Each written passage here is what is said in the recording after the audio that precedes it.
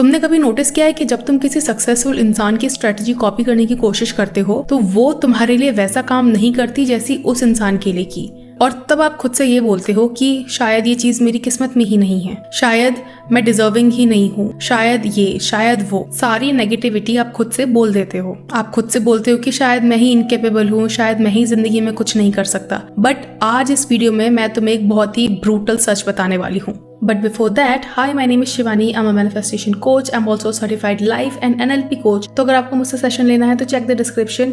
You will find all the details that is required for you to do so. Now let's start this video.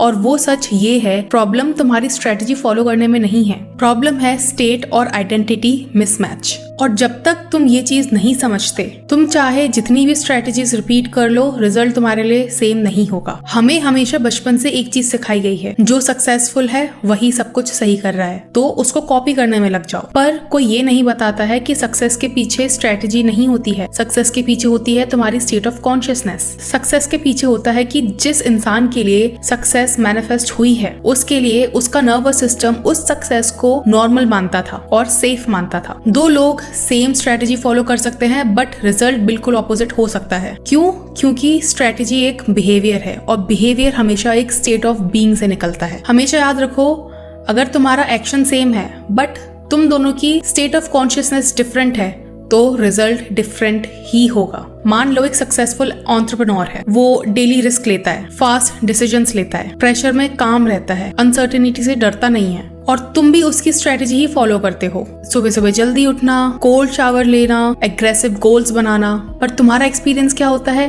Anxiety, burnout. तुम्हें ऐसा लगता है कि यार मेरे लिए सब कुछ काम क्यों नहीं कर रहा है, मैं भी तो वही कर रहा हूँ जो वो कर रहा था, और फिर तुम सिर्फ खुद को ब्लेम करते हो। बट सच्चाई ये है कि उस सक्सेसफुल इंसान के लिए उसका नर्वस सिस्टम एक्सपेंशन के लिए ट्रेन्ड था और तुम्हारा नर्वस सिस्टम सर्वाइवल के लिए ट्रेन्ड है। तो यहाँ पे जो मिसिंग पीस है वो है नर्वस सिस्टम। तुम्हारा नर्वस सिस्टम ही एक ऐसी चीज है तुम्हारी बॉडी की जो तुम्हारी बॉडी कंट्रोल करता है। वो डिसाइड करता है कि तुम्हें क्या चीज सेफ लगेगी, क्या तुम्हारे लिए डेंजरस है, क्या फेमिलियर है, क्या ओवरवेलमिंग है। इसीलिए सक्सेसफुल लोग जिस प्रेशर में थ्राइव करते हैं, जिस प्रेशर में वो एकदम खिल जाते हैं, उसी प्रेशर में तुम्हारा नर्वस सिस्टम उस प्रेशर को थ्रेट जैसे परसीव कर सकता है। तो इसका मतलब ये नहीं है कि तुम वीक हो, इसका मतलब ये है कि तुम्हारा नर्वस सिस्टम अभी ट्रेन नहीं है। इसका मतलब ये है कि तुम्हारा नर्वस सिस्टम एक दूसरी कंडीशनिंग से आया है जो कि उस इंसान की कंडीशनिंग से बहुत डिफरेंट है। लोग कहते हैं कि डिसिप्लिन फॉलो करो, बट डिसिप्लिन में भी तुम तभी रह सकते हो जब तुम्हारा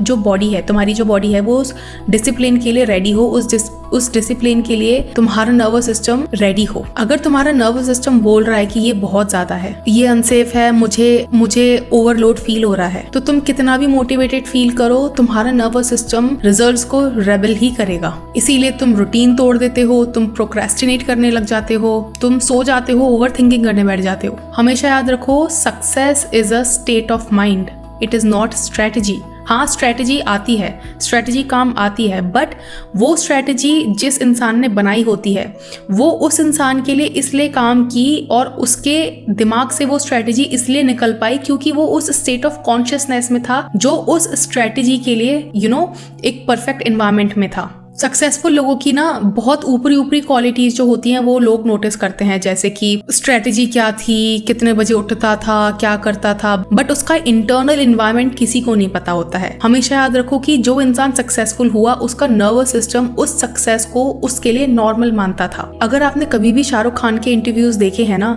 तो वो बंदा हमेशा से खुद को इस सक्सेस के लिए डिजर्विंग मानता था। उसके किसी भी इंटरव्यू में आप उठा के देख लेना, उसको पता था कि उससे डिजर्विंग बंदा बादशाह कहलाने के लायक ही नहीं है। वो जानता था कि वो बादशाह ऑफ बॉलीवुड कहलाने के लायक है। उसका जो नर्वस सिस्टम था वो पूरी तरह से प्रिपेयर्ड था, पूरी तरह से रेडी था to accept that level of fame, that level of success. जो सक्सेसफुल इंसान होता है ना, उसका नर्वस सिस्टम ट्रेन्ड होता है, उनकी बॉडी अनसर्टेनिटी को हैंडल कर सकती है, उनके लिए रिसीव करना सेफ होता है, उनके नर्वस सिस्टम के लिए, उनके लिए विजिबिलिटी थ्रेटनिंग नहीं होती है और इसीलिए उनकी स्ट्रेटजीज भी काम करती है। तो गड़बड़ सिर्फ इतनी हो रही है कि तुम उनकी स्ट्रेटजी तो कॉपी कर रहे हो बट तुम उनका स्टेट ऑफ कॉन्शियसनेस कॉपी नहीं कर पा रहे हो। और यही रीजन है कि मैनिफेस्टेशन भी बहुत सारे लोगों के लिए काम नहीं करती है। तुम एफर्मेशन बोलते हो कि मैं सक्सेसफुल हूँ, मैं इतना कमा रहा हूँ, मैं उतना कमा रहा हूँ, बट तुम्हारी बॉडी उस चीज के लिए रेडी नहीं होती है। तुम्हारी बॉडी में क्या चल रहा होता है, तुम्हारा जो चेस्ट है वो टाइट हो जाता है, तुम्हें ऐसा लगता है कि तुम्हें सांस नहीं आ रही, तुम एंशियस फील करते हो, ओवर थिंकिंग में आ जाते हो, तुम्हें लगता है कि अगर मैं फेल हो गया तो तुम्हारा सबकॉन्शियस माइंड, तुम वर्ड्स कुछ भी बोलते रहो बट वो वही मानेगा जो तुम इंटरनली डीप लेवल पे फील करते हो। देखो, ब्रेन का एक पार्ट होता है एमिगडाला, इसका काम होता है डेंजर डिटेक्ट करना। जब तुम अपनी लाइफ में कोई एक ऐसी चीज इमेजिन करते हो जो तुम्हारे पास आज तक नहीं है या तुमने एक्सपीरियंस नहीं की है, तो तुम्हारा जो एमिगडाला होता है वो उसको डेंजर की तरह परसीव करने लगता है। इसीलिए बहुत से लोग बोलते हैं कि हम बहुत ज्यादा पैसा इमेजिन कर ही नहीं पा रहे हैं, हम ये इमेजिन ही नहीं कर पा रहे कि हमें प्रमोशन मिल रहा है। क्यों? क्योंकि तुम्हारा एमिगडाला उस चीज को तुम्हारे लिए सेफ फील नहीं कर रहा है। तुम्हारा एमिगडाला बेसिकली ये क्वेश्चन करता है कि इससे पहले जब ऐसा हुआ था तो क्या हुआ था तुम्हारे साथ, तुमने क्या फील किया था। अगर तुम्हें पास्ट में रिजेक्शन मिला था, एम्बेरसमेंट हुआ था तुम्हारे साथ, तुम कहीं फेल हो गए थे, कोई तुम काम करने जा रहे थे और तुम उसमें फेल हो गए थे, तो तुम्हारा एमिगडाला एक तरह से अलार्म बजा देता है और फिर तुम डाउट करने लग जाते हो, बैक ऑफ करने लग जाते हो और कंसिस्टेंट भी नहीं रह पाते हो और तुम्हें लगता है कि तुमने सेल्फ सैबोटाज कर दिया है। बट एक्चुअली में वो सेल्फ सैबोटाज नहीं होता है, वो होता है तुम्हारे दिमाग का तुम्हें सेफ रखने का तरीका। क्योंकि तुम्हारा दिमाग जो चीज तुमने सबसे ज्यादा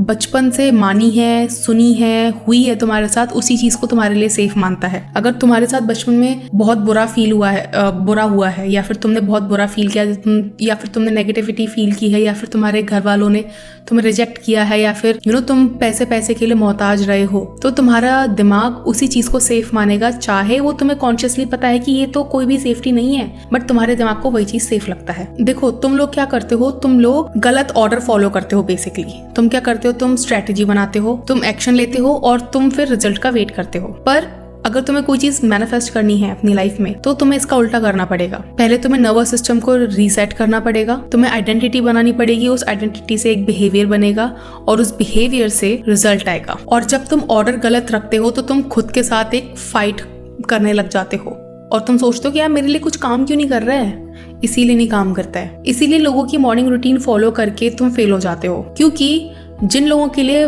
मॉर्निंग रूटीन काम करती है उनके लिए उनके नर्वस सिस्टम को वो चीज़ नॉर्मल लगती है और सेफ लगती है। बट वही सेम चीज़, सेम जल्दी उठना, ठीक है, तुम्हारी बॉडी को लगता है कि ओ माय गॉड ये डेंजर में है, ठीक है, और इसीलिए वो तुम्हें ओवर थिंकिंग कराता है, वो तुम्हें फियर के थॉट्स देता है जिससे कि तुम वो काम ना करो और तुम वो काम करने से रुक जाओ, जल्दी उठने से रुक जाओ और तुम वापस से अपनी उसी जगह पे आ जाओ। ओवर थिंकिंग का मतलब ये नहीं है कि तुम नेगेटिव हो, ओवर थिंकिंग का मतलब है कि तुम्हारा नर्वस सिस्टम अनसर्टेन है। जब तुम्हारी बॉडी के लिए सेफ्टी इंक्रीज होती है तो तुम्हारे थॉट्स नेचुरली काम डाउन हो जाते हैं। इसीलिए आप ये मत बोलो खुद को कि मुझे नेगेटिव नहीं सोचना है। इसका सिंपल एक ही सोल्यूशन है कि बॉडी को वो चीज नॉर्मल फील करवाओ। इसीलिए जो लोग बहुत ही एफर्टलेसली अट्रैक्ट कर लेते हैं ना, वो इसलिए कर पाते हैं क्योंकि उनका जो ब्रेन होता है वो उनकी डिजायर को नॉर्मल मानता है। उनका जो नर्वस सिस्टम है वो उस डिजायर को ऐसा मानता है कि ये इसके लिए नॉर्मल है और ये इसको ये इसको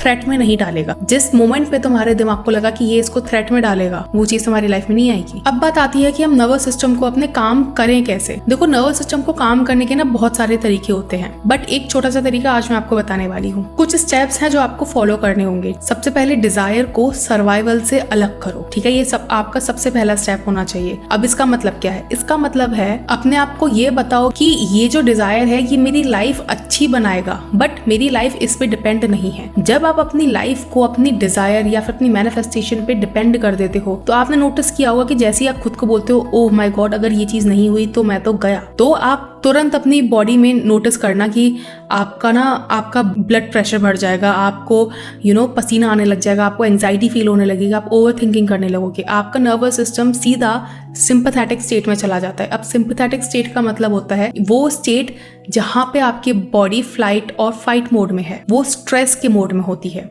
उस टाइम पे। तो जितना ज्यादा आपकी बॉडी सिंपैथेटिक स्टेट में रहती है उतना ज्यादा नर्वस सिस्टम आपका डिसरेगुलेटेड रहता है। तो सबसे पहले अपने आप को ये बोलना बंद करो कि अगर ये मुझे मेरी लाइफ में नहीं मिला तो मैं तो गया। सेकंड स्टेप है, जैसे ही अपनी डिजायर के बारे में सोचो, अपनी बॉडी को रिलैक्स फील करवाओ। रिलैक्स फील करवाने के लिए आप कुछ ब्रेथ वर्क कर सकते हो, ठीक है, रिवर्स काउंटिंग कर सकते हो, आप वो बॉडी मूवमेंट कर सकते हो जो आप तब करोगे जब आपकी बॉडी रिलैक्स मोड में आ जाएगी, ठीक है। इसीलिए जब आपने देखा होगा कि जब आप किसी स्ट्रेसफुल सिचुएशन से निकल के आते हो तो आपकी बॉडी से क्या आवाज आती है, हाँ फाइनली हो गया। जब आप लंबी डीप एक्सहेल करते हो इसका मतलब होता है आपका नर्वस सिस्टम काम डाउन हो रहा है। तो अपने शोल्डर्स को लूज ड्रॉप करो, ठीक है, और बोलो हाँ फाइनली इट हैज हैपेंड, ठीक है।